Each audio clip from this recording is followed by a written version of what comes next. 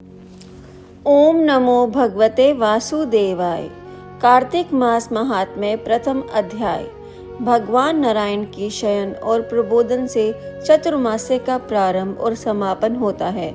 उत्तरायण को देवकाल और दक्षिणायन को आसुरी काल माना जाता है। दक्षिणायन में सतोगुणों के शरण से बचने और बचाने के लिए हमारे शास्त्रों में व्रत और तप का विधान है।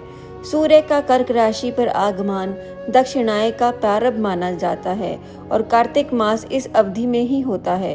पुराण आदि शास्त्रों में कार्तिक मास का विशेष महत्व है। यूं तो हर मास का अलग अलग महत्व है, परंतु व्रत तप की दृष्टि से कार्तिक मास की महत्वता अधिक है।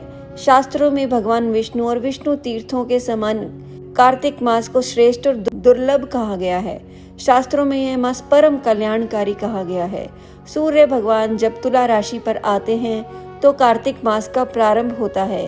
इस मास का महत्व पद्म पुराण तथा स्कंद पुराण में विस्तार पूर्वक मिलता है। कलयुग में कार्तिक मास को मोक्ष के साधन के रूप में दर्शाया गया है। इस मास को धर्म, अर्थ, काम और मोक्ष को देने वाला बताया गया है। नारायण भगवान ने स्वयं इसे ब्रह्मा को, ब्रह्म ने नारद को और नारद ने महाराज पृथु को कार्तिक मास के सर्वगुण संपन्न महात्म्य के संदर्भ में बताया है। इस संसार में प्रत्येक मनुष्य सुख, शांति और परम आनंद की कामना करता है, परंतु प्रश्न यह है कि दुखों से मुक्ति कैसे मिले। इसके लिए हमारे शास्त्रों में कई प्रकार उपाय बताए गए हैं, परंतु कार्तिक मास की महिमा अत्यंत उच्च बताई गई है। इस मास का महात्म्य पढ़ने सुनने से कोटि यज्ञ का फल सहज मिल जाता है। इसीलिए हम आज से सनातन प्रेमी पाठ ग्रहण के लिए प्रतिदिन कार्तिक महात्म्य की एक अध्याय का प्रेषण करेंगे। कार्तिक मास महात्म्य पहला अध्याय। मैं सिमरू माता शारदा, बैठे जीवा आए, कार्तिक मास की कथा लिखे कमल हर्षाए। नेमिषारण्य तीर्थ में श्री सूत जी ने 88,000 शौनगति ऋषियों से कहा, अब मैं आप कार्तिक मास की कथा विस्तार पूर्वक सुनाता हूँ, जिसका श्रवण करने से मनुष्य के सभी पाप नष्ट हो जाते हैं और अंत समय में बैकुंठ धाम की प्राप्ति होती है।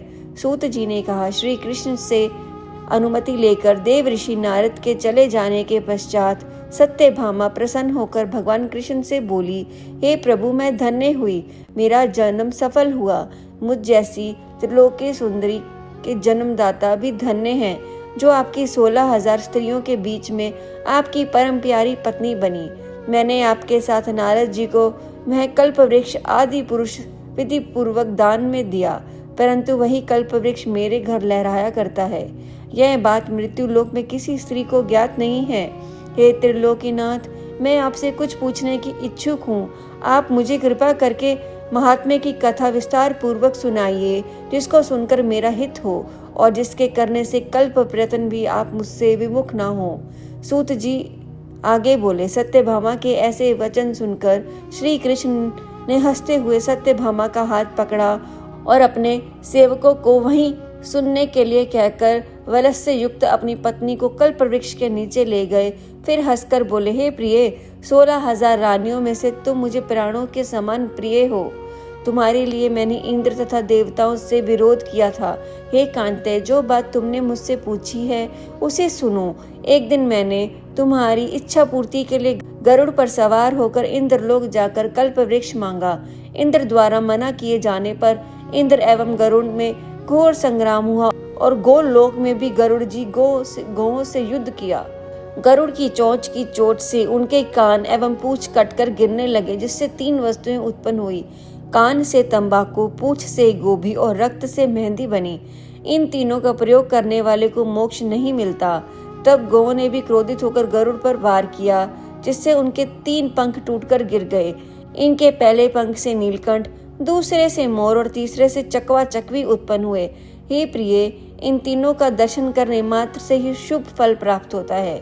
यह सुनकर सत्यभामा ने कहा, हे प्रभु, कृपा मुझे मेरे पूर्व जन्मों के विषय में बताइए कि मैंने पूर्व जन्म में कौन कौन से दान किए, व्रतवान जप नहीं किए, मेरा स्वभाव कैसा था, मेरा जन्मदाता कौन था और मुझे मृत्यु लोक में जन्म क्यों लेना पड़ा।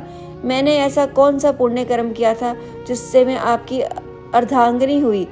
श्री कृष्ण ने कहा, हे प्रिय, अब मैं तुम्हारे द्वारा पूर्व जन्म में किए हुए पुण्य कर्मों को विस्तार पूर्वक कहता हूँ, उसे सुनो। पूर्व समय में सतयुग के अंत में मायापुरी में अत्रि गोत्र में वेद वेदांत का ज्ञाता देव शर्मा नामक एक ब्राह्मण निवास करता था। वह प्रतिदिन अतिथियों की सेवा, हवन और सूर्य भगवान का पूजन किया करता था। वह सूर्य के समान तेजस्वी था। वृद्धावस्था में उसे गुणवती नामक कन्या की प्राप्ति हुई। उस पुत्रहीन ब्राह्मण ने अपनी कन्या का विवाह अपने ही चंद्र नामक शिष्य के साथ करा दिया। वह चंद्र को अपने पुत्र के समान मानता था और चंद्र भी उन्हें अपने पिता की भांति सम्मान देता था। एक दिन वह दोनों कुश वहां समिधा लेने के लिए जंगल में गए। जब वह हिमालय की तलहटी पे भ्रमण कर रहे थे, तब उन्हें एक राक्षस आता हुआ दिखाई दिया।